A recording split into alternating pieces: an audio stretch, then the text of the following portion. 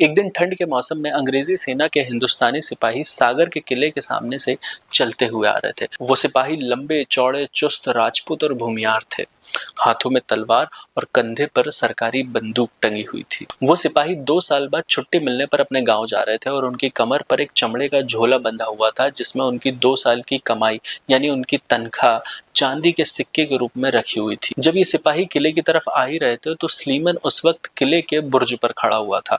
वो उन्हें देख रहा था आते हुए। उन्हें आता हुआ देख स्लीमन ये गणित लगा रहा था कि ये सिपाही बड़े तगड़े हैं और इनके पास हथियार के रूप में तलवार और बंदूकें भी हैं, तो रास्ते में कोई भी ठग इन पर हमला करने से पहले 100 बार सोचेगा। इतने दिनों से मैं आपको ठगों की कहानी वाच रहा हूं, तो आप भी समझ चुके होंगे कि आने वाले कुछ देर में ये जो ठग हैं ये इन तगड़े सिपाहियों की लंका लगाने वाले हैं। लेकिन विलियम स्लीमन भी काफी समझदार है। वो ऐसे ही थोड़ी ना मरने देगा इन 5 सिपाहियों को। और फिर स्लीमन ने अपने 2 समझदार घुड़सवारों को बुलाया और उनसे कहा कि जैसे ही ये 5 सिपाही आगे बढ़े तुम इनका पीछा करने लग जाना और देखना कि कोई ठग इन पर हमला तो नहीं कर रहा। और फिर कुछ दूर जाने के बाद स्लीमन के ये घुड़सवार उन सिपाहियों को फॉलो करने लगते हैं। वो 5 सिपाही 2 ही मील चले होंगे तभी उन्हें और 4 लोग मिल जाते हैं जो कि तीर्थ यात्री थे। वो चारों के चारों बड़े शरीफ लग रहे थे। उनमें से एक ने तो धोती पहनी थी और माथे पर चंदन का टीका लगाया था, और दूसरा जो यात्री था वो तो लकड़ी के सहारे चल रहा था। तो उन पर शक करने की कोई बात ही नहीं थी।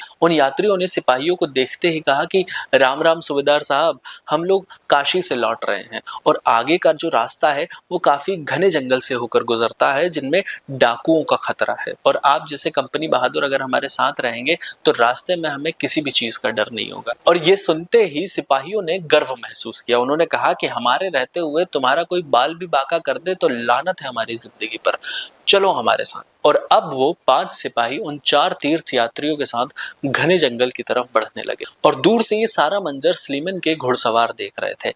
पर अफसोस की बात यह है कि जब रात होते ही ठंड बढ़ी तो कोहरा भी बढ़ने लगा और ये जो घुड़सवार थे वो रास्ता भटक गए और वो 5 सिपाही और 4 तीर्थ यात्री जंगल में कहीं आगे बढ़ गए। और फिर ठीक तीसरे दिन सागर के किले से 20 मील दूर एक नदी के किनारे इन सिपाहियों के घोड़े चरते हुए मिले और इन घोड़ों पर सामान लदा हुआ था। घोड़े और सामान तो मिल गए पर सिपाही गायब थे।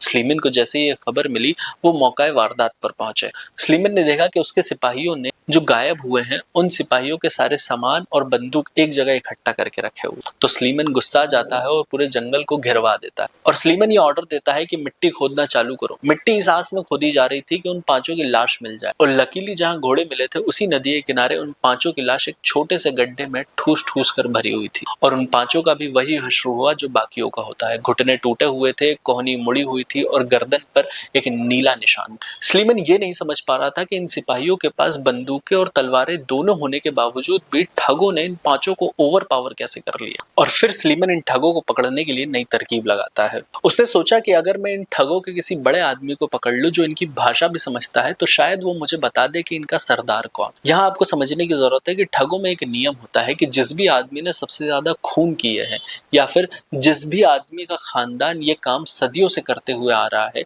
वही गिरोह का जमादार या सूबेदार बनता है। और फिर स्लीमन ने नए तरीके से काम करना शुरू किया और सबसे पहले सागर में जितने भी बड़े जमींदार थे उन पर दबाव डलवाया। और जमींदारों पर दबाव डालने के लिए स्लीमन ने कानून में थोड़े से बदलाव भी करवाए। स्लीमन ने जमींदारों से कहा कि अगर जमींदार की किसी भी जमीन पर ठगों के द्वारा मारे गए लोगों की लाश मिलती है तो उस जमींदार की सारी जमीन सरकारी खजाने में चली जाएगी। जमींदार ये सुनते ही घबरा गए। जो जमींदार सदियों से इन ठगों से अपना हिस्सा लेकर चुप रहते थे अब उन्हें ये लगने लगा कि अब उनकी जमींदारी खतरे में आ चुकी है। और तभी साल 1829 के ठंड के महीने में एक जमींदार स्लीमन के पास पहुंचता है एक खबर लेकर। वो स्लीमन को बताता है कि पास ही के गांव में एक आदमी रहता है जो दिखने में आपको बड़ा ही शरीफ किसान लगेगा, लेकिन वो कोई किसान विसान नहीं है। वो तो हिंदुस्तान के सबसे बड़े ठगों के परिवार से संबंध रखता है और उन्हीं का चश्मो चिराग है जिसका नाम है फिरंगिया। फिरंगिया का नाम सुनते ही स्लीमन बाबू की आंखें चमक गई। लेकिन फिरंगिया को पकड़ना इतना आसान नहीं था। वो कोई छोटा मोटा चोर